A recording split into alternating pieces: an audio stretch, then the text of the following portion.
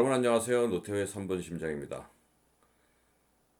심방세동에 관련된 이야기를 요새 쭉 계속하고 있습니다. 오늘은 심방세동이 가지고 있는 그 임상적인 경과를 말씀드릴까 합니다. 심방세동을 가지고 계신 분들이 상당히 많은 분들이 본인이 심방세동을 가지고 있다는 것조차 모르는 경우도 많고요. 또 병원을 찾아도 병원에서도 진단이 잘 안 되는 경우가 많아요. 그 이유는 심방세동이 항상 나타나지 않기 때문에 그렇습니다. 있다 없다 그러거든요. 초기에 특히 심방세동이 발생 초기에는 잠시 있다가 없어지고 잠시 있다 없어지고 이런 과정을 되풀이해요.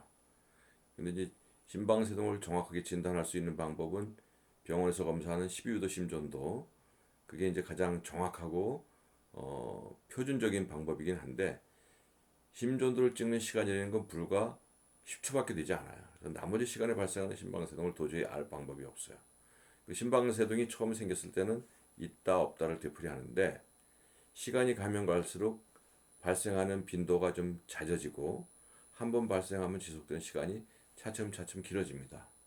그리고 종국에는 만성 심방세동, 즉 심방세동이 하루 종일 365일 지속되는 그러한 상태로 넘어가는 게 일반적이에요.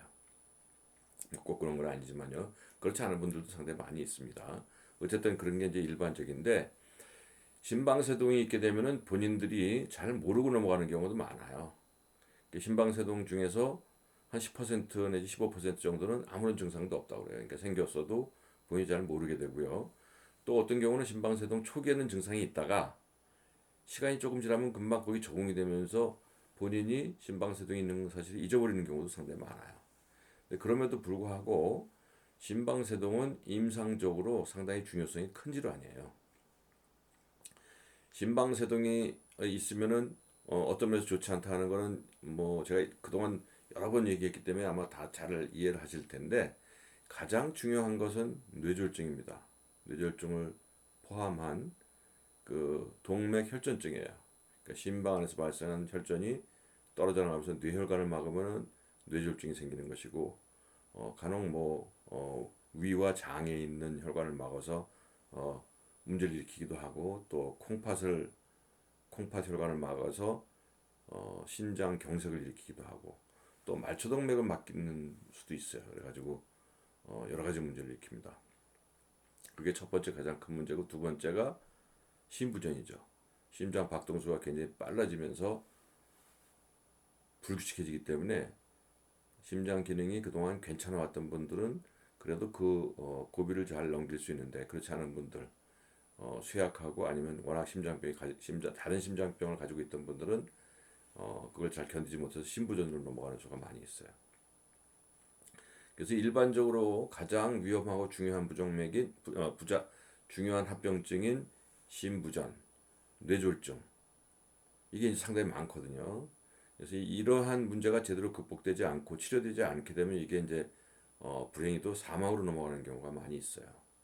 근데 의사들은 이미 이런 심방세동이 일으킬 수 있는 문제점에 대해서 너무나 잘 알고 있기 때문에 잘 치료만 하게 되면 이런 문제가 거의 생기지 않습니다.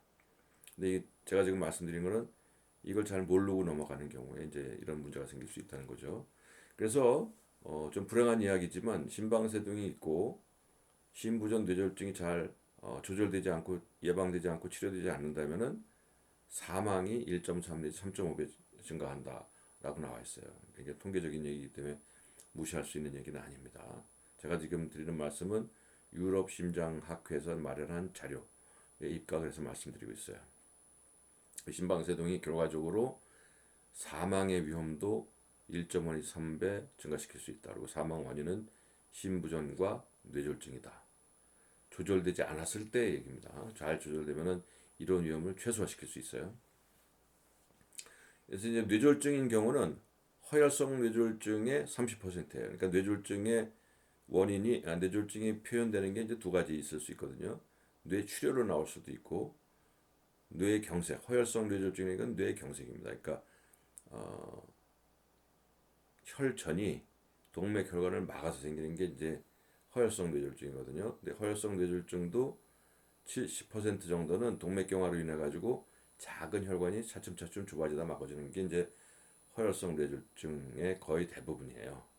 근데 심방세동으로 생기는 거는 그런 동맥경화증과 상관없이 있건 없건 심방에서 만들어진 혈전이 떨어져 나가면서 혈관을 막기 때문에 훨씬 더 큰 혈관을 막게 되고, 따라서 그 뇌졸중으로 인한 후유증이 훨씬 더 클 수 있어요. 어쨌거나 허혈성 뇌졸중의 30%는 심방세동 때문에 인한다는 것이 있고요. 그 다음에 원인 불명의 뇌졸중. 자신은 뭐 동맥경화도 없고 혈압도 없고 특별하게 뭐 뇌졸중이 얼마나 원인이 없는데도 발생하는 뇌졸중이 있거든요. 그런 뇌졸중의 10% 정도는 꼭 심방세동의 가능성을 생각해라는 겁니다. 그러한 뇌졸중의 10%는 심방세동으로 생긴다는 게 이미 알려져 있어요. 그 다음에 이제 심부전인데요. 심부전도 역시 심방세동 환자가 있으면 그 중에 30% 정도는 심부전을 겪을 수 있어요. 그러니까 심방세동은 심장 박동수 굉장히 올라가면서 불규칙하기 때문에 특히 심장이 좀 약한 분들은 이게 심부전으로 넘어갈 수 있거든요. 그래서 심방세동 환자의 30%는 심부전이 생길 수 있다. 하지만 이거는 경험 있는 의사가 보게 되면 금방 진단할 수 있고 또 쉽게 치료할 수 있어요. 이런 그 두 가지가 이제 가장 심방세동에서는 가장 중요한 임상적 문제, 합병증이다. 는 것이고요. 그럼 그것만 있냐 하면 꼭 그렇지 않아요. 우리가 이제 잘 모르고 넘어와서 그렇지, 실제 심방세동 때문에 생기는 다른 문제가 뭐냐면 인지기능 저하 아니면 혈관성 치매예요. 이건 뭐 상식적으로 생각할 수 있죠. 혈전이 떨어져 나가면서 뇌혈관들을 갖다가 자꾸 아주 심각하게 뇌졸중으로 나타나지 않더라도 작은 혈전들이 그 뇌혈관을 갖다가 조금씩 침범하게 되면은 그 혈관성 치매가 올 수도 있고, 그걸로 인해서 인지기능 저하 이런 것들이 올 수 있어요. 이게 올 수 있는 그 위험도는 1.4 내지 1.5배 정도라고 그래요. 그러니까 이것도 만만치 않은 합병증입니다. 그 다음에 또 한 가지가 이제 우울증이 있어요. 우울증. 심방세동 환자의 16 내지 20% 정도니까 이것도 작은 수는 아니죠.